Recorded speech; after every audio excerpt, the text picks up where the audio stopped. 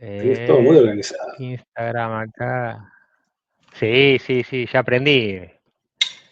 A ver, ahí Sí, yo tengo que deberíamos hacer algo ya en Instagram. estar. Nada. No, nada. Ahí está conectando. En LinkedIn ya está. Mirá, ya estamos. En Instagram ya estamos en vivo. Sí, ya estoy. Yo ya estoy. Listo, impecable. ¿Y en LinkedIn nos ves? Yo nunca había visto el bicho este en LinkedIn. Mira, ahí está. Ya estamos. Ya me salió el mensajito. Estamos en curso en LinkedIn también.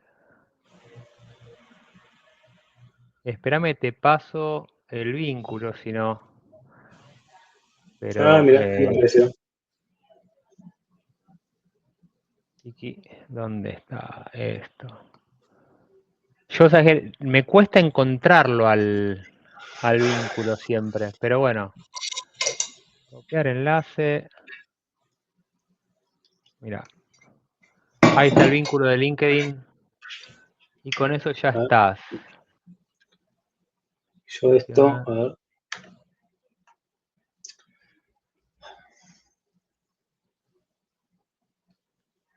Sí, en principio ya estamos en vivo en las dos. Buenísimo. Pero no nos estoy viendo en vivo en LinkedIn. O sea, nos veo en Instagram, sí. Estamos saliendo sin problema, pero en LinkedIn no nos estoy viendo. Dame un segundo. Sí, tranquilo. Ahí está. Únete al evento, acá estás. Listo. Mira, ya está, ahora sí. Ahí nos estoy viendo. Listo. Lo que sí, si estás con las dos, a mí me pasa que tengo las dos plataformas, una a cada lado, las tenés que mutear porque si no te vuelve loco. Hay un cierto delay entre lo que hablamos acá en el estudio y lo que llega a las plataformas. Y primero, no es el Yo lo mismo delay entre tengo. las dos. Ah. No, yo voy a estar hablando con vos y no me mareo. Yo soy viejo. Esperá, son más joven que yo, Fede. Sí, pero no manejo la tecnología como me gustaría. Che, pero bueno, nada, vamos a dar 2 minutitos nada más y larguemos. La idea es Dale. que estés a tiempo, que vos tenés que arrancar 6:30, 6:35, así que la idea es... Nada, la idea es, el Realty Talks es una charla chiquita entre colegas, ir repasando un par de puntos de tu especialidad, que hoy es casi, te digo, la más importante en la que tenemos discusión los desarrolladores, ¿no? La parte técnica es la que yo creo que nos va a sacar un poco el camino hacia adelante, pero hoy lo que nos nubla un poco y nos oscurece el horizonte está en la Sí, economía, ¿no? A ver, sí. más que nada porque Y no sabemos. Sí. sí, después nos metemos, pero sí, yo tengo un par de ideas que vengo como nada, pensando también sobre cómo le pega al sector en particular. Creo que es un sector que va a tener una transición muy fuerte. Sí, a ver, yo justo ayer o anteayer veía ahora lo conversamos, pará, tenemos un minutito Dale, más, aguantemos un cachito, porque si no nos tranquilo. vamos a enroscar a No, no, hablar pues, ya desde ahora. ahí te decía, yo al final tengo, no estoy tan corrido. O sea, puedo tirar un rato Bueno, más. dale, Así buenísimo, que buenísimo. me di los vos. Dale, mira, ahí tenemos algunas personas ya en las dos plataformas, ahí se van sumando despacito. Así que si quieren ir dejando preguntas mientras vamos esperando alguno más que se suma, ahora 6:05 largamos, lo presento a Fede y ya salimos con esta charla, con el episodio 3 de Realty Talks.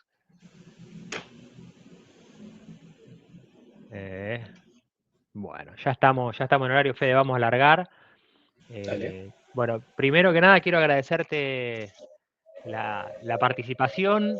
Quiero darle la bienvenida a todos los que estamos al tercer episodio de Realty Talks.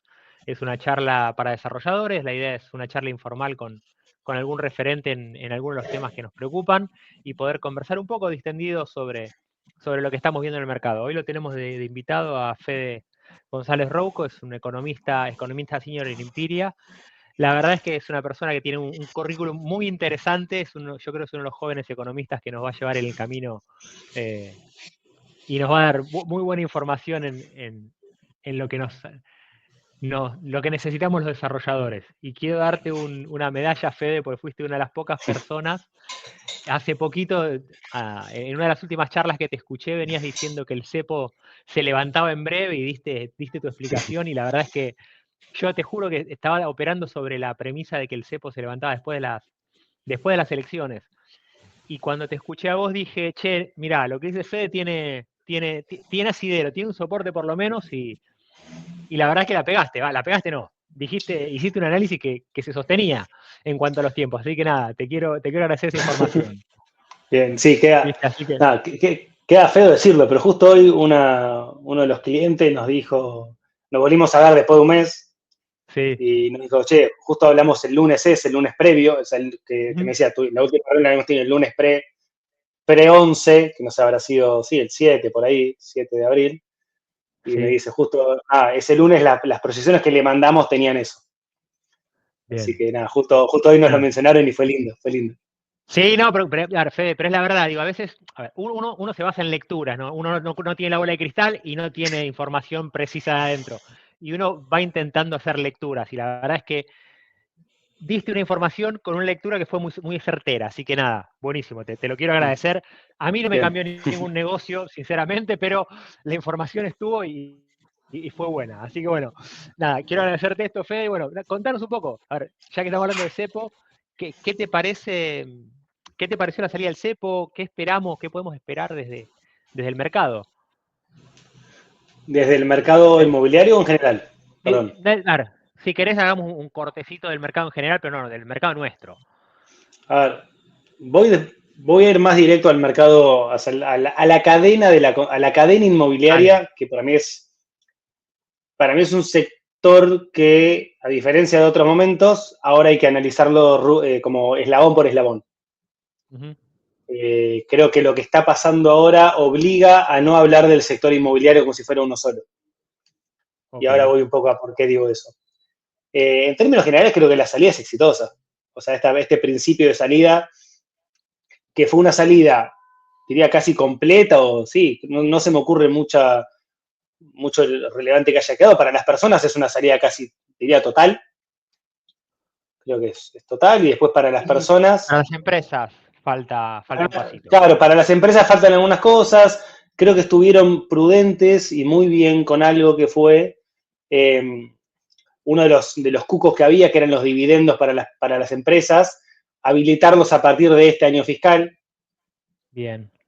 Eso lo que significa es que en la práctica ya esos dividendos son de libre disponibilidad, pero en realidad empieza a tener efecto a partir de, no sé, abril del año que viene en realidad. Abril, sí. Mayo del año que viene, depende del año calendario, balance, etcétera, ¿no? Con lo cual tenés una buena noticia hoy que tiene impacto en un año.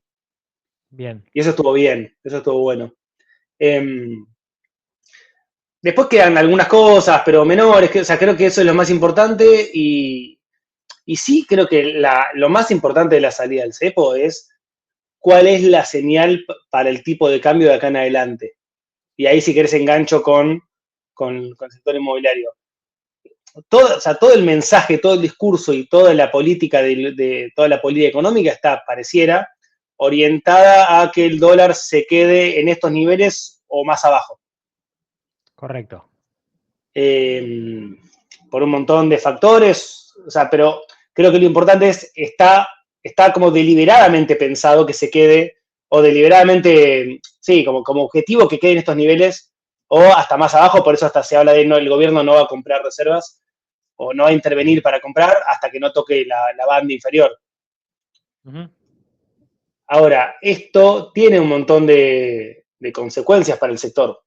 Y ahí es donde empiezo con esto de de cómo hay que analizarlo.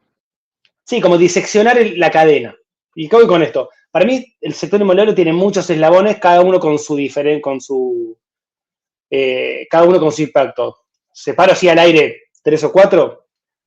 Financiamiento. Financiamiento para oferta, que es un mundo aparte.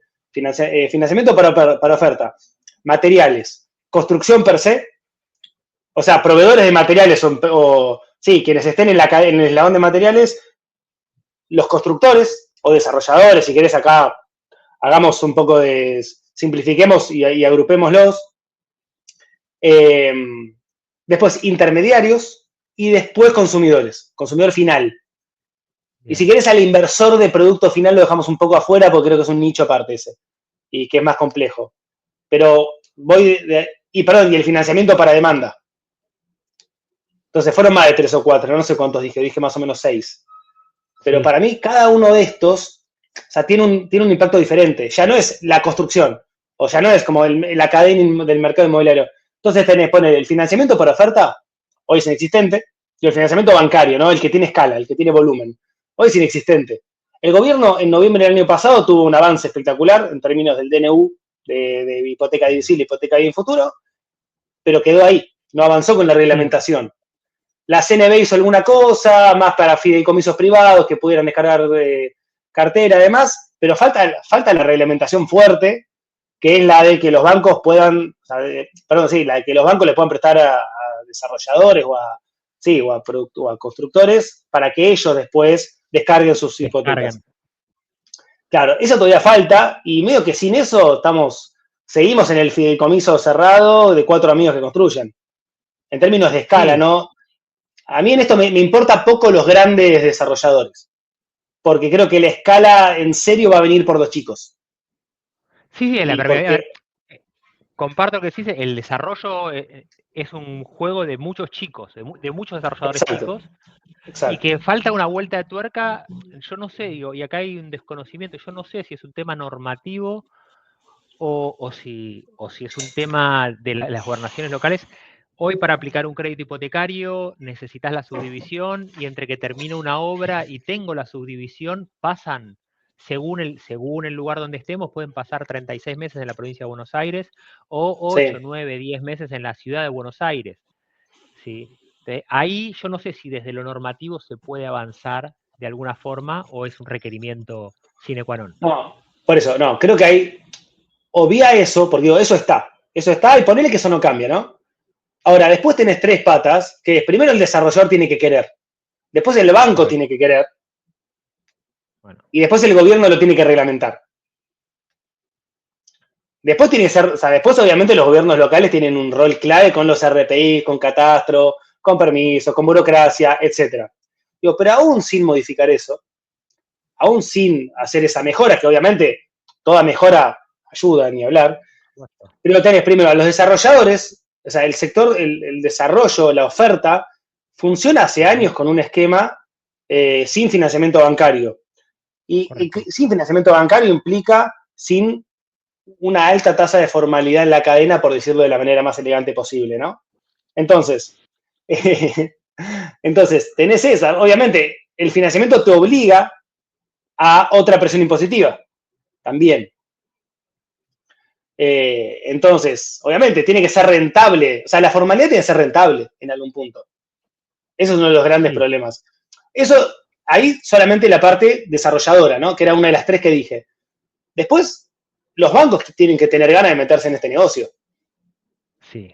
Es un negocio difícil Bien, para el banco porque no tiene conocimiento, no tiene departamentos de obras, no tiene exacto. nada.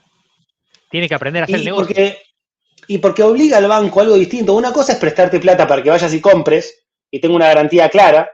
Y otra cosa es un financiamiento por un proyecto. Ya estamos hablando de otro mundo que es el Project Finance, que es diferente, que tenés que conocer el sector, tenés que conocer el rubro. No todos los bancos lo van a hacer, así como no todos los bancos financian proyectos de, no sé, agro. Y está bien, digo, no todos los bancos tienen que hacer todo, está perfecto.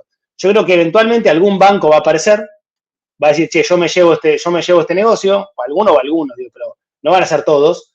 Digo, hoy hay 25 bancos, más o menos, 20, 25 bancos, dando créditos hipotecarios para el usado. No va a haber 25 bancos dando créditos con hipoteca divisible. Con que haya 5, ya está, es un montón. Es un montón. Es un montón. Bueno, entonces falta eso y después falta la parte, la normativa. O sea, sin la normativa, todo lo que estamos hablando hasta recién es teoría, es Ujú. academia. Entonces, primer Sí, punto, financiamiento para oferta. ¿Cómo afecta esto? El financiamiento para oferta. Con CEPO era imposible, o sea, no era ni una conversación. sin cepo empieza a ser una conversación al menos. Correcto.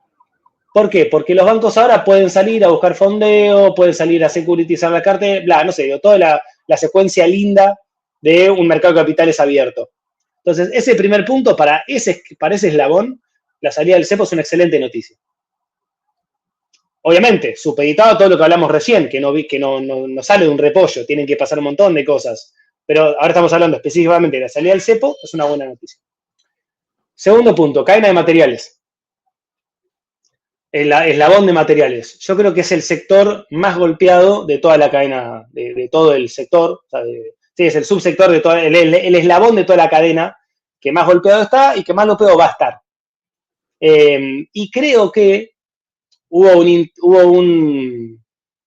como un atisbo de que la salida del cepo fuera a un tipo de cambio más alto, los primeros días de 1200 y pico, demás, y después se estabilizó en 1100 y algo.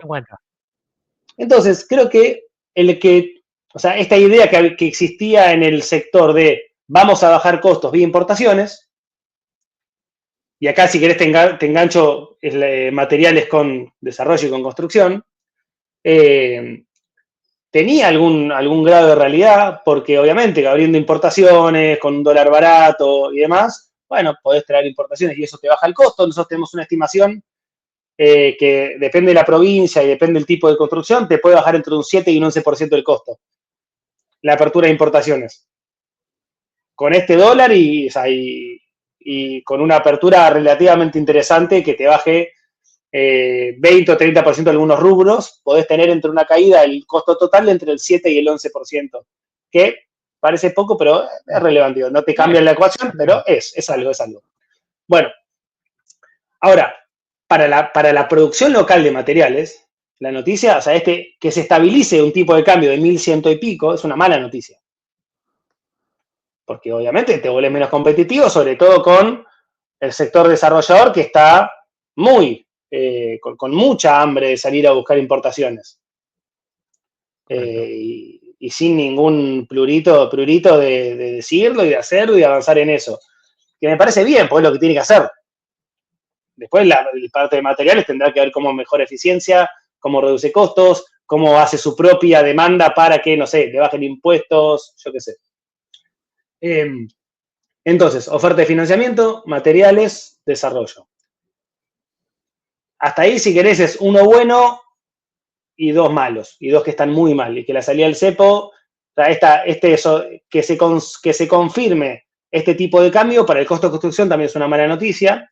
Y otra cosa es que la salida del cepo tuvo un doble efecto sobre el costo de construcción, que es, aumentó el costo de los importados, porque en pesos aumentaron 7%, y el dólar de referencia bajó. Entonces, nada, fue... Claro. Y esto nosotros estimamos que más o menos va a generar entre marzo y mayo un aumento del costo de construcción de entre el 10 y el 15%. Por el efecto de apreciación, esto que estamos hablando recién, ¿no? Después, el principal ganador de esto es el financiamiento para la compra. Porque justamente ahora vos ibas a comprar en la semana previa a la salida, ese viernes 11, si no me equivoco, de abril, el que sacó un crédito hipotecario y lo pagó con un MEP a 1.300 y monedas, y el lunes siguiente lo pagó a 1.100 y pico, 1.200. Bueno, se ganó un 10%. Se volvió 10% más rico en crédito hipotecario ese muchacho. Eso obviamente potencia la demanda de crédito hipotecario y aparte lo que hace es que compensa el aumento de tasa de interés que veníamos viendo. Que la tasa de interés, cada puntito de tasa de interés es un 10% de cuota, así, para simplificar, ¿no? Pero más o menos va por ahí.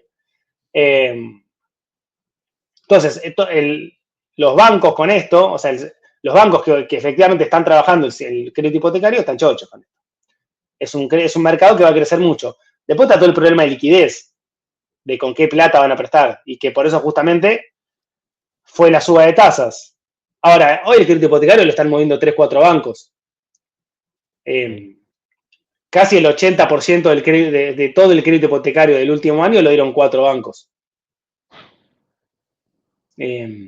que está bien, Dios. En 2017-2018 habían sido 3 bancos el 75%.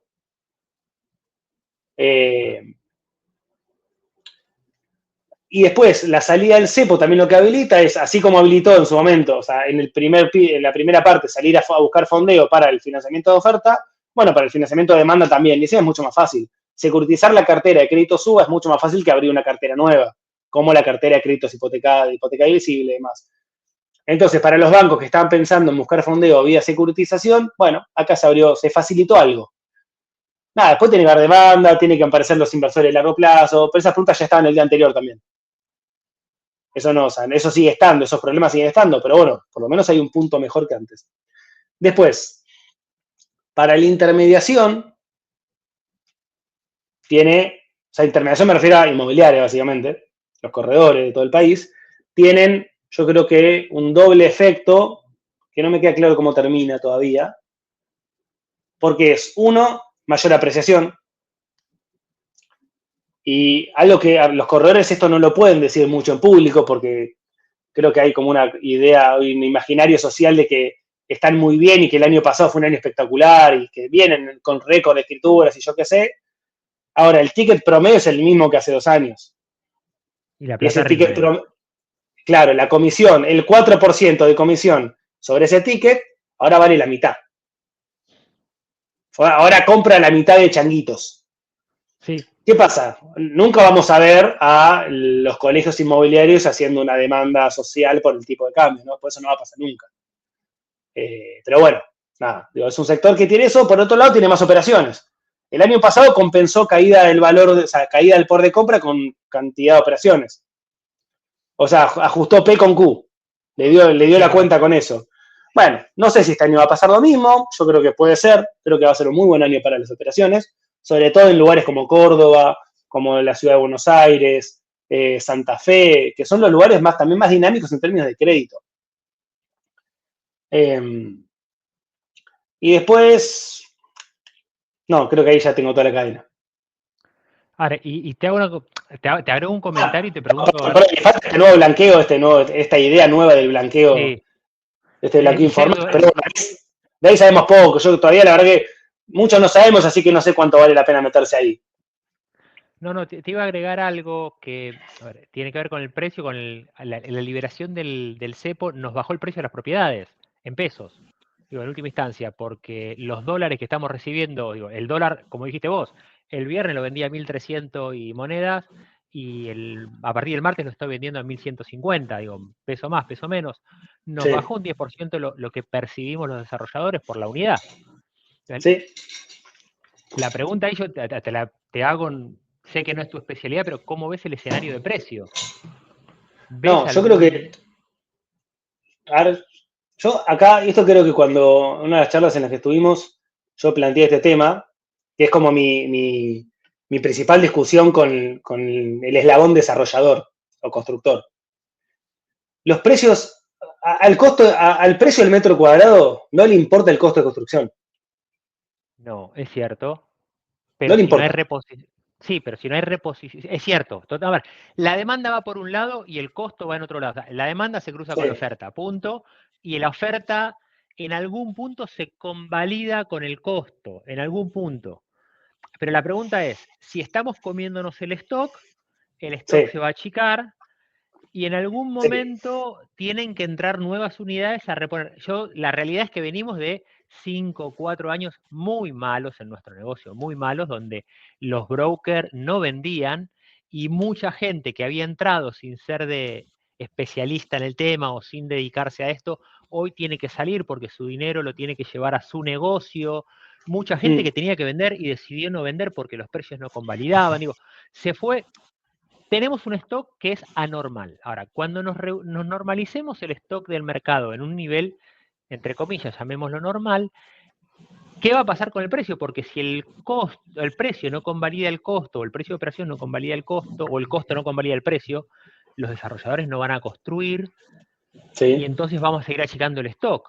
La pregunta sí. es, ¿cómo lo ves? O ves algo. Yo tengo una teoría, si querés, ahora te la cuento, pero ¿cómo lo ves vos? Yo creo que es lo que contestaste recién vos. O sea, es la última parte de lo que dijiste. Esto termina, A ver, el precio va a aumentar y va a convalidar costo siempre y cuando haya demanda. Bien. Y si no hay demanda, porque el crédito se pincha, porque hay inestabilidad macro, por la razón que quieras, yo no creo que vaya a pasar ninguna de esas, pero ponele, nada, pasará lo que dijiste, no se construirá y habrá un cuello de botella. Pero por la mala. Ok. Y posiblemente uno de los escenarios, y acá es donde yo, por eso te digo que es como mi discusión cada vez que planteo este tema, es, hay como una idea que es, los precios tienen que subir porque si no, no convalida costo, por el costo de reposición. Y no, la verdad que no, o sea, los precios tienen que subir, perdón, los precios no tienen que subir. Los precios van a subir si hay una demanda que convalida esos costos, perdón, esos precios, ni siquiera esos precios. Si hay crédito, si el crédito del año pasado fueron 11.000 créditos y este año son 30.000, bueno, si en la ciudad de Buenos Aires el año pasado hubo, no sé, más o menos 4.000 y este año hay 12.000, y bueno, vas a tener más operaciones, eso también va a encadenar otras cosas, eso va a generar mayor demanda y de rebote eso va a convalidar que muchos que construyeron y que no saben cómo salir sin ir a pérdida, van a poder salir. Ahora, si eso no pasa, lo que va a pasar, o sea, si eso no pasa, la consecuencia va a ser que para muchos desarrolladores, y bueno, sí, posiblemente sea un mal año y no vuelvan a construir, porque no vayan a tener esa reposición para reinvertir, etc. Y sí, posiblemente pase eso. Es un escenario posible que no hay que descartar, sobre todo porque ese escenario en el que se agota el stock y entonces, como se agota el stock y no hay oferta nueva, eso presiona precios al alza, ok, eso es lento. Sí, es lentísimo. ¿Cuánto tiempo hay que esperar para que se anule todo el stock? Que aparte otro tema, el stock es fenomenal en la ciudad de Buenos Aires y en algunos lugares, pero no es que el país tiene un, o sea, no es que, no es tan, o mejor dicho, no es obviamente algo generalizado eso. Hay lugares en donde sí, obviamente, hay lugares en donde no, habrá que ver cada caso, ¿no? Creo que también hay una visión muy porteña en eso, porque vemos los portales y en tal portal hay 70.000 unidades, bueno, hago 70.000 dividido en los 5.000, 6.000, hasta las escrituras mensuales, bueno, se me da, no sé, 15, bueno, en un año y medio, o en un año y monedas. Bueno, tenés que fumarte un año y medio, ojo. Sí, Lo sí, tenés sí. que poder bancar financieramente con espalda propia un año y medio, no es así algo No jodas. trivial. Ujú. Eso. Entonces, no sé, yo creo que los precios van a subir, pero por demanda, no por costo. Sí, yo te digo algo más. Yo creo que los costos van a bajar a través del cambio, el cambio de la filosofía de desarrollo. Creo que el producto que se va a empezar a desarrollar es un producto más económico, que se va a trabajar sobre, como dijiste bien, de las importaciones. O sea, que se va a dar un combo donde el desarrollador va a trabajar con menores márgenes. Nada, necesita girar por lo menos hasta que entienda. Y acá quiero hacer un gran paréntesis, estamos siempre pensando que el esquema actual de laburo se mantiene, ¿no? El esquema financiero, el esquema cambiario, el esquema macro se Sí, sí. mantiene. Si mañana, digo, si nos pasa como a Macri el 19 gana el medio término y a los 3 meses tiene que salir corriendo a buscar plata, es otra historia.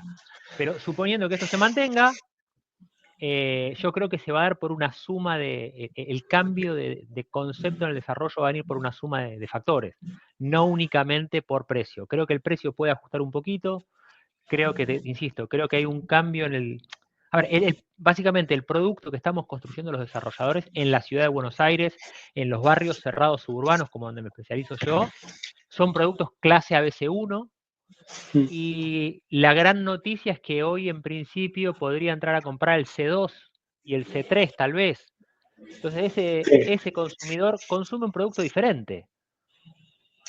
¿Sí? Sí, y te digo más, para salir un poco de este pesimismo, de esta idea como lúgubre, pero digo, si yo tuviera que pensar, de hecho nosotros lo hacemos y laburamos con algunos desarrolladores y con personas que tienen que pensar de acá a 5 años o a 4, no sé, 10 años el sector, que de hecho a mí una de las cosas que más me gusta del sector es que es uno de los sectores de más largo plazo. O sea, no existe corto plazo en, en este sector, ya sea por el financiamiento, porque cualquier proceso arranca con un diseño y con una construcción que tarda, no sé, desde el diseño en adelante, 4 o 5 años, desde que lo empezás a pensar, ¿no?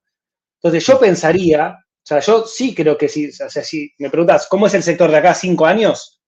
Es con más financiamiento, con más precios, o sea, con precios más altos, con más oferta de financiamiento, con más oferta de financiamiento me refiero a más instrumentos de financiamiento, un poco más asentado, no te digo Estados Unidos, pero sí con algún esquema para financiamiento, no solamente para compra de usados, sino financiamiento para compra en proyectos avanzados.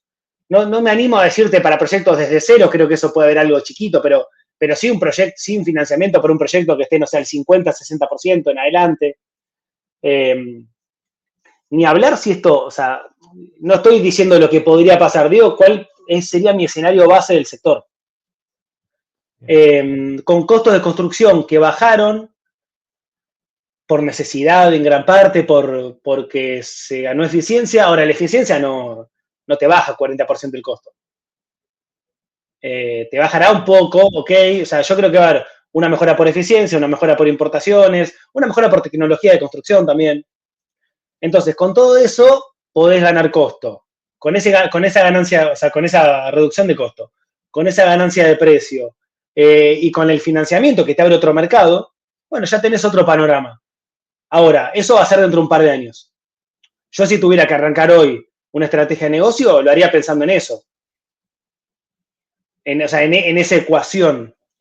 ¿Qué pasa? En el medio, creo que, y por eso decía lo de la transición, creo que en el medio de acá hasta ese momento va a ser un momento jodido para el sector. Lo que viene es buenísimo, pero la transición va a ser complicada. ¿Qué es lo que le pasó a muchos sectores? O sea, hay muchos sectores que tienen que tienen como un futuro muy, muy interesante, pero que vienen de un momento muy complicado y que lo que pasó obligó a muchos reajustes, porque también el costo de construcción 2020, 2023 no existía, o sea, era irrisorio. Entonces, no te digo que el costo actual sea de equilibrio, pero quizás yo creo que va a estar más cerca de esto que el de 2020. Sí, comparto. A ver, comparto un tema de márgenes. Vos con lo poco que se vendía en el 22, 23, hacías un margen muy interesante, Claro. que hoy la realidad es otra. Entonces hoy vas a tener que aprender un mercado de márgenes muy exiguos, donde la rentabilidad, no, la eficiencia es obligatoria, donde la reducción de los errores te salen carísimos. Sí o sí tenés que ser muy eficiente y evitarlos. Sí, y otra cosa, no puede ser, porque creo que no es sano que cualquier grupo de 4 amigos con 7 tíos con plata y ganas y armen un fideicomiso y construyan. Sí, comparto. O sea, eso obviamente está buenísimo porque es más actividad y yo qué sé, pero después a la primera de cambio, esa falta de profesionalización te deja mal parado. Sí, Y creo que lo que estamos viendo ahora, claro, y lo que estamos viendo ahora es eso, me parece. Mucho planeamiento financiero que no tuvo en cuenta un escenario como este.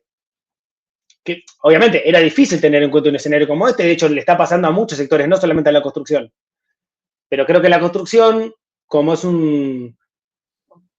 como tiene esto, no necesitas poner una planta, digo, la entrada es rápida. Bueno, pasa esto. Pero creo que también el potencial que tiene el mercado el mercado de la vivienda, si querés, o el mercado inmobiliario en general, es infinito. Somos, o sea, a ver, para que tengamos una idea. En el país, solamente el 0,6% de las personas, de los adultos, perdón, tienen un crédito hipotecario. Hay provincias enteras donde eso que acabo de decir a nivel nacional es cero. O sea, el máximo, obviamente, no sé, a ver, te hago una pregunta. ¿Cuál es la jurisdicción, o sea, cuál es la provincia del país, cuál es la jurisdicción del país con mayor porcentaje de crédito hipotecarios? Pero esto es hasta mediados del año pasado, ¿no? Ahora es un poco más, pero ¿cuál es? Mira, me animo, te diría que es Buenos Aires porque es la que más capacidad adquisitiva tiene, pero pensaría más en Córdoba, que tiene otra ¿Buenos cultura. Aires a qué te referís? ¿A la provincia o a la ciudad? Ciudad, no, la ciudad, la ciudad. Sí. Es la ciudad. En la ciudad es el 2%, como el récord es 2%. O sea, es 2%. Es muy poquito. Es nada. Córdoba hizo un trabajo excelente en los últimos años. Ahora el Banco de Córdoba para mí es uno de los bancos que mejor entendió el crédito hipotecario en los últimos tiempos. Ahora pinchó un poco. Pasó a ser el segundo lugar, la segunda jurisdicción del país. Pero bueno, estamos hablando del 2% en el mejor de los escenarios. Entonces, Argentina tiene un potencial enorme. Argentina es el peor mercado hipotecario de la región, salvo por Venezuela. Entonces, el potencial que tenemos es infinito solo por pasar de ser el peor a ser el anteúltimo. O sea, pasar, el siguiente, el que está arriba nuestro en el ranking es Paraguay. La diferencia con Paraguay son 130.000 créditos hipotecarios, más o menos. O sea, imagínate, o sea, pasar de ser el segundo peor a ser el tercero peor implica 130.000 créditos. No, es multiplicar por 20. Ok. Es del 0,1 al 2,1. Y ser el mejor es Chile, que es multiplicar por 300. Imagínate lo que puede llegar a hacer eso. Y no te digo que vayamos a multiplicar por 300, no va a pasar eso en los próximos 10 años. Pero sí llegar a multiplicar por 50, para mí es algo totalmente probable, que el mercado hipotecario se multiplique por 50 en los próximos, no sé, 10 años. Sí, el ejemplo que hago es esto. Llevamos 25 años construyendo para el 5% más rico de la Argentina. Hoy, con los créditos, con este mercado que pareciera que vamos a poder construir para el 30% de Argentina. Es multiplicar por 6 lo que venimos haciendo. No hay capacidad de hacerlo, con lo cual es un montonazo. Bueno, ahí tenés el aumento en precios. Bien. Ahí tenés el aumento en precios, no por costo, por eso. Ahora, tiene que pasar eso. Sí, el gran tema es que, insisto, el producto que te compra, los que te venían comprando en los últimos 25 años, no es el producto que te va a comprar, yo vivo en Pilar, un vecino de La Lonja, ¿no? O sea, no, pero bueno, es... qué sé yo, o en Buenos Aires una familia que necesita 3 dormitorios, porque no cualquiera te puede comprar 3 dormitorios con 4 baños, con, no sé, con Vista Libertador, ¿no? No, estoy de acuerdo, pero varias cosas. En este esquema que te decía de pensar el sector de acá a 4 o 5 años, es un sector con más financiamiento, es un sector con donde tenés cierta estabilidad. Correcto. No te digo ser Suiza, pero tener un poco más de estabilidad está bueno, es un rango más chico de incertidumbre al menos, donde podés construir sabiendo que vas a tener demanda porque tenés crédito hipotecario del otro lado. ¿Qué pasa? Yo esto que estoy diciendo recién, y mientras lo decía, cada vez que digo esto, después tengo la reacción instantánea de decir, 2017 se pensaba lo mismo. Entonces, ¿qué pasa? Y ahí sí creo que hay una falla del gobierno, o no sé una falla, pero un no hacer del gobierno, que es no pensar o no estar trabajando sobre las herramientas de corto plazo para minimizar incertidumbre. Por ejemplo, Juan Pablo empieza a desarrolla algo para el, no sé, para el vecino de La Lonja, ¿no? Digo, para el que te puede comprar un clase media, media en serio, media, ¿no? Vos vas a empezar a construir eso siempre y cuando tengas una certeza de demanda. En ABC1 eso se construye porque la certeza de demanda está. Mal que mal, construís para un mercado mínimo, bueno, lo venderás, yo qué sé. Después ajustarás renta, pero lo vas a vender. Ahora, si vos construís 3 ambientes en Almagro, no está claro que lo vas a vender sí o sí. Entonces, yo creo que hay un margen enorme para trabajar con ciertos instrumentos financieros, como por ejemplo, yo esto hace poco cuando en La Nación publicó una nota con el impacto del crédito, o sea, el impacto de la salida en el sector, y una de las cosas que terminé poniendo son 2 herramientas que para mí están buenísimas y que creo que le pueden venir muy bien al sector. Y aprovecho también para para ver que, dejarlas y que rebote, ¿no? O sea, los nombres es un seguro de cobertura frente al dólar y otro es un seguro de crédito. Muy resumido, el seguro de cobertura frente al dólar es, va Juan Pablo, hace todo el proceso de crédito. Una vez que le preaprueban el monto, te dicen, bueno, el inmueble, o sea, vos podés sacar hasta, no sé, 100 millones de pesos. Bueno, que de alguna manera estés cubierto frente a la devaluación. Cosa que en realidad es a través de un forward, un futuro, digo, no es nada, no es física cuántica tampoco, ¿no? El banco lo hace en 3 minutos esto. Obviamente va a tener un costo, pero es un seguro. Como todo seguro, tiene un costo y vos lo vas a pagar porque te está dando cobertura. Si no te gusta, no lo pagues. Si querés hacerlo, hacelo. ¿Eso qué pasa? Eso hace que si el dólar en una semana llega a subir 10%, que no es nada del otro mundo y puede pasar, eso hace que vos no tengas, como vos ya tenés fijado un valor del tipo de cambio, vos no tengas que salir a buscar, no sé, $10.000, si es un inmueble de 100.000, ¿no? Bueno, vos no tenés que salir a buscar ese extra y que te deja fuera y que se te cae el crédito. Pues se caen operaciones con esa volatilidad. Eso como primer punto. Como segundo punto es, imagínate que Juan Pablo empieza a construir de acá y empieza un proyecto que obviamente va a tardar, no sé, 2 años y medio, ponele, 3 años más o menos. Bueno, imagínate que estás en 2017 y arrancaste ese proyecto diciendo, che, ya está, cambió. Ahora la macro es diferente, en 3 años somos Suiza. Bueno, 2020, digo, más allá de pandemia, ya previo a eso había arrancado el apagón de crédito, ya los bancos no ofrecían crédito hipotecario. Bueno, imagínate que vos hoy, que sí hay crédito hipotecario, le decís al banco, che, ¿por qué no me garantizás esa liquidez de crédito y me la desembolsás en 2 años y medio? El banco hoy esa liquidez la tiene, vos le vas a estar pagando un fee por esa liquidez y vos te asegurás el financiamiento de tu propio proyecto. Si el día de mañana somos Suiza y no hay problemas de crédito hipotecario, bueno, perdiste plata. Nada, de vuelta, te cubriste. Pero si llegara a pasar algo grave, vos te aseguraste el crédito para tu demanda. Y entonces vos sabés que le vas a poder vender a clase media aún más allá de la macro. Digo, para mí estas son cosas que requieren instrumentación desde el Banco Central, desde la CNB, desde Superintendencia de Seguros y los bancos, obviamente, pero yo creo que esa articulación entre el organismo y el sistema bancario y los desarrolladores, creo que pueden servir mucho para eventualmente minimizar la incertidumbre de un sector que necesita poder pensarse a largo plazo. Comparto. No digo que sea fácil esto que acabo de decir, pero creo que hay que avanzar porque si no, van a seguir construyendo para el 5% del país. Comparto, ¿no? A ver, ahí no tendríamos que ir, no sería saludable ir a la unificación de la moneda del mercado inmobiliario. ¿Qué significa? A ver, hoy tomamos créditos en pesos, valorados en UVA, pero las operaciones las hacemos en dólares.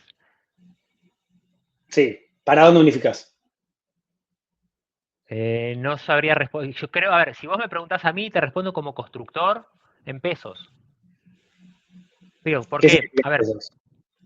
¿Vendés en pesos? Sí. ¿Y por qué no lo haces? De hecho, pero todos los desarrolladores de Buenos Aires venden en pesos.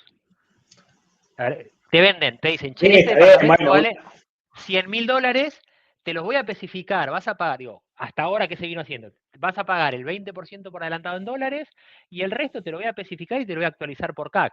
Son uvas. Sí, perfecto. Entonces, no sería, te lo pregunto un poco por la lectura, el ejemplo más claro que a mí me surge es Chile. Chile, todo lo que son bienes durables, vivienda, se publica en UF, no se publica en pesos ni en dólares. Entonces son tantas UF, punto. No, está claro, pero está claro que Chile tiene 40 años de UF, ¿no? No, es otra historia. No, más, sí, tiene 60 años de UF, Chile, pero tiene otra cosa Chile, tiene estabilidad. Entonces, claro, sí. mirate un gráfico, o sea, la relación dólar-UVA es un barrilete. Entonces, también es eso, o sea, lo que hace falta, o sea, lo que decís para mí es esencial, pero tiene que haber estabilidad del tipo de cambio real para que eso pueda pasar. Bien. Tenés que tener financiamiento a la oferta en UVAs, que eso poner que es viable. tenés que tener precios que no de... Los costos pueden variar, ok, y lo que tenés que tener, creo que lo más importante, es estabilidad para que el producto final, una vez que ya está hecho y que se haga la segunda venta, tenga un valor en uvas. Bien. Porque vos lo que decís es la primera producción hasta, si querés, la salida de fábrica, por simplificarlo, ¿no? Sí, correcto. Sí, Donde vos manejaste todos los costos. Ahora, después, ya eso es como el auto, o sea, vos lo sacás, vos terminás la obra y ya empieza a ser un construido, ya no es un pozo. Claro, Y pero ya empieza a competir con la bolsa de usados. Es correcto, pero ahí la incerteza que tenés sobre costos y de demanda es mucho menor. Porque vos, como digo, en el caso tuyo, vos como usuario ponés el departamento a la venta y entre que se firma la operación, se hace el desembolso, es muy cortito el plazo, ¿no? Si bien es Sí, cierto que entre que vos haces una oferta y se instrumenta la hipoteca, pueden pasar 60 días, ponele más o menos, sí, y sí, como decís vos, sí, si en ese plazo de 60 días hay una corrida y se mueve un 10%, el comprador puede ser que se caiga. sí. Es mucho más corto que el proceso de construcción, que hoy una entremedianera en Buenos Aires pueden pasar prácticamente, fácilmente 4 años, como dijiste. No, pero lo que digo es, eso no va a pasar porque alguien lo decida. Ok. Pero eso va a pasar cuando haya incentivos naturales a que eso pase. ¿Y qué estoy diciendo en esto? Eh, nadie va a vender un departamento de 40 años de antigüedad y lo va a publicar en pesos. Lo va a publicar en uvas, ok, digo, en pesos no, ya está. En uvas puede ser. Ahora, si la uva es un barrilete contra el dólar, a la persona en realidad lo que le importa es después poder darse vuelta y comprar algo con lo que Poder hacer vendió. los dólares. Correcto. O poder sostener si querés no importa qué haga con esa plata después, ¿no? Pero sí lo que le interesa a la persona es poder mantener un poder valor, adquisitivo. o sea, su patrimonio, en realidad, su patrimonio. Poder mantener su patrimonio. Entonces, si nadie hace unilateralmente y dice, che, yo ahora voy a vender esto en uvas, y están todos después vendiendo en dólares, porque en el desfasaje sale perdiendo. Y obviamente nadie va a obligar, porque no funciona. Bueno, ahora más todo se publica en uvas. Sí podría empezar a publicarse en uvas, pero al lado del dólar. Ahora, ¿qué pasa? ¿A qué relación uva-dólar? Es un chino hacer eso. Sí. Entonces, creo que esto que estamos hablando va a ser una consecuencia natural de la estabilidad. Bien. Y y va a estar buenísimo, pero va a estar buenísimo porque hay estabilidad.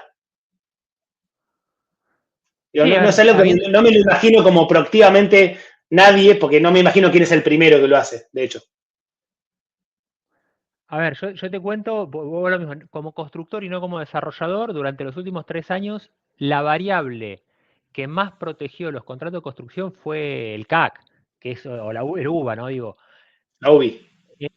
sí, a ver, el CAC, los contratos de construcción se firman con CAC, no se firman con UVA, pero el CAC No, pues es con muy UBI, que es parecido. el costo de construcción, que Claro, es muy parecido al del INDEX, sí.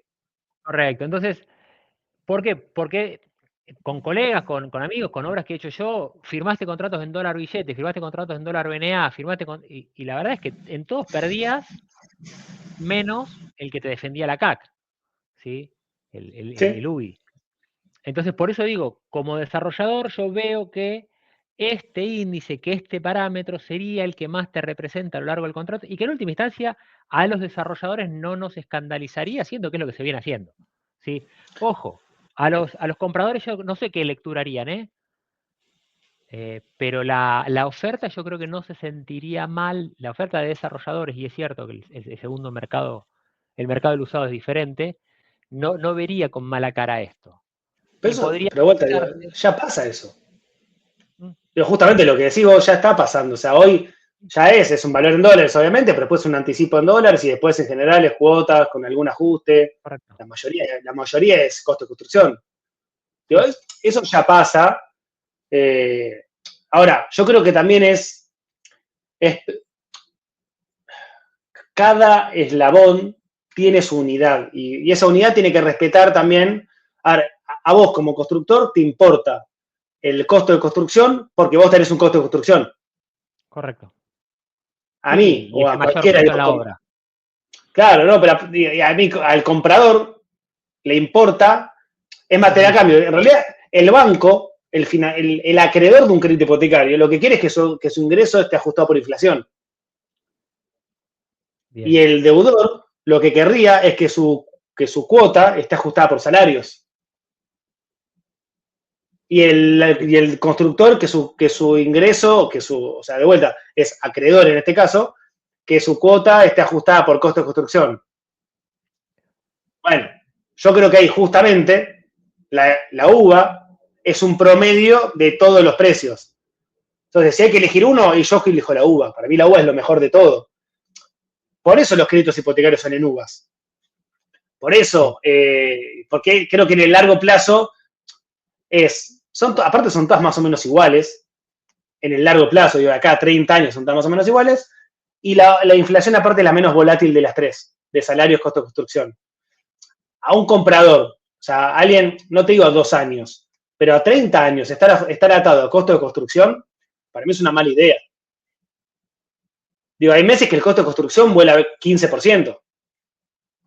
Con la inflación siendo 4%. Y después es 0. Lo que dijiste ahora, esperamos que en los próximos 2 meses tengamos un corrimiento del orden del 10% del costo por esta salida del cepo. Claro, esa volatilidad te termina generando un problema, porque hay otra cosa que es lo que quiere cualquiera que está esperando, que tiene un flujo de fondos y que tiene un flujo de ingresos, es cierta estabilidad en el valor de esos ingresos, pero aparte cierta estabilidad en la probabilidad de cumplimiento de esos ingresos. Entonces, si vos a un hogar que tiene el 30% de su ingreso, de su ingreso comprometido en el pago de una cuota, le metés un sablazo de 20% mensual, un mes y después 0, bueno, posiblemente vas a tener que esperar que el mes de 20 tenga más chance de no pagarte que el mes de 0. La inflación lo que hace es suavizar esos movimientos. Por eso, la experiencia de América Latina es que los países que tienen unidades indexadas son vía inflación, no vía costo de construcción o tasa de interés o salarios. Porque la experiencia también muestra eso, o sea, es la mejor unidad de indexación posible. Sin embargo, yo sí lo que haría, y creo que es como una UVA 2.0, es un esquema con fondos, o sea, que puede ser para el costo de construcción, para los desarrolladores. Hay algunos desarrolladores con los que yo trabajé que implementaron o que están por implementar esquemas de este estilo, con lo que voy a decir ahora, y para los bancos también, que es, vos como acreedor, ya seas una constructora o un banco, asegúrate ¿cómo se llama? Asegúrate el método de indexación que quieras, ya sea en el caso de un constructor CAC, en el caso de un banco UVA. Ahora, a tu deudor, ofrecerle salarios. Okay. Y en el medio, obviamente, va a haber diferencias de corto plazo, pero no de largo. Obviamente, cuanto más corto sea el plazo, más margen para que haya diferencias hay. Por eso, para un banco es más fácil que para un constructor que financia 3 años, no para un constructor que financia 10. En el medio, entre lo que vos cobrás y lo que el otro paga, que haya un esquema de compensación. Este esquema de compensación lo que hace es que vos vas a cobrar siempre CAC. Cuando CAC esté por encima de lo que paga el otro, vas a cobrar más, pero cuando esté menos, vas a cobrar menos. Y en el medio irá compensando. Eso en el largo plazo está bien, o sea, las cuentas dan para hacer eso. Y de esa manera lo que haces es vos te aseguras el ingreso que querés, reducís la probabilidad de incumplimiento, le das estabilidad a tu deudor. Nada, creo que estas son las cosas que se van a venir sobre cómo pensar también los esquemas de financiamiento a largo plazo. Fede, ¿y qué índice usas ahí? ¿El RIPTE o lo usás algún sindicato en particular? No, CBS, el coeficiente de variación salarial, que es el RIPTE lo que tiene. El RIPTE tiene 2 cosas. Primero es, el RIPTE tiene solamente toma las variaciones de una porción del mercado laboral, de la porción que tiene más antigüedad laboral. Pero aparte, el RIPTE se usa en realidad, o sea, el RIPTE no es un indicador de salarios per se. En realidad es un indicador que se usa como insumo para algunos ajustes legales. Okay. Y que a su vez tienen incorporado algunas partes de los salarios o de las remuneraciones, en realidad, más asociadas a tope de jubilatorios, previsionales, etc. Entonces, cuando estos topes aumentan, la remuneración imponible, que es el RIPTE, aumenta en mayor medida que lo que en realidad aumentaron los salarios. Y cuando se plancha, aumenta en menor medida. Bien. Entonces, el RIPTE para mí sirve en muy largos plazos, porque te compensa esto que acabo de decir, pero en el corto plazo yo creo que lo mejor es tomar, sobre todo en un mercado de financiamiento, que suele ser mercado privado, o sea, mercado, perdón, de ingresos registrados, porque a un informal en general, lamentablemente, es poco sujeto de crédito. Creo que lo mejor es tomar el índice salarial registrado del INDEC. Bien. Bien. Fede, te transmito 2 preguntas que nos hicieron, uno por cada plataforma, y ya cerramos, que no quiero exceder tu buena voluntad. Nos pregunta Santi Vitali por LinkedIn, dice, de darse los desarrolladores, los créditos a desarrolladores, le tenemos en pantalla, la tasa que se vería o que se esperaría, ¿es similar a los hipotecarios que hay hoy, 7, 8, o sería más exigente y más alta? ¿Cómo ves eso? No, yo me imagino que a priori, me imagino dos cosas, perdón. En términos generales, una tasa un poco más alta, porque el riesgo es mayor. Hay un riesgo de construcción que en un proyecto no está. Ujú. Perdón, digo que en una compra no está. Pero después, por otro lado, también creo que hoy no todas las empresas que presentan un proyecto tienen la misma tasa de interés. Bien. Entonces creo que ahí también va a depender mucho qué empresa es y eso obviamente puede reducir la tasa de interés. Obviamente, ahora si va Santiago, va Juan Pablo o va Federico a buscar un crédito hipotecario a un mismo banco, a los tres nos ofrecen el mismo enlatado. Sí. Yo me imagino que eso con la oferta, con los créditos para la oferta va a ser diferente. Bien. Bien. Y te traslado una oferta, una pregunta que nos hace María Eugenia de RIMAX por Instagram, que la hablamos, es ¿cuál es la opinión con respecto al valor del usado? ¿Cómo se va a mover? Lo conversamos bastante. Sí, yo creo que si se da todo esto, o sea, si se da la mitad de lo que dijimos, hay un recorrido para subir fuerte. Si se da todo, ni hablar. Pero yo creo que, yo soy bastante optimista con eso. Creo que, o sea, de vuelta, creo que el usado va a subir por los determinantes de demanda, no por los de oferta. Y la Pero va a demanda subir. está toda dada para que acompañe. Por lo menos para que se mantengan estos niveles, que son mucho mayores a los del último tiempo. Fede, te libero. Te agradezco infinito por tu participación, muy claro todo y la verdad que recontra interesante. Me quedaría hablando con vos 4 horas más. Tema que me interesa, es agradable la charla, pero bueno, nada, no queremos aburrir a los que nos están viendo y vos sé que estás complicado de tiempo, así que te mando un abrazo y infinitas gracias, en serio. Dale, un placer. Cuando quieran la Bueno, seguimos. dale, gracias, Fede. Y a toda la gente que Gracias. nos acompañó, los esperamos en el próximo episodio que ya lo vamos a publicar en breve. Un abrazo grande a todos, espero que lo hayan disfrutado.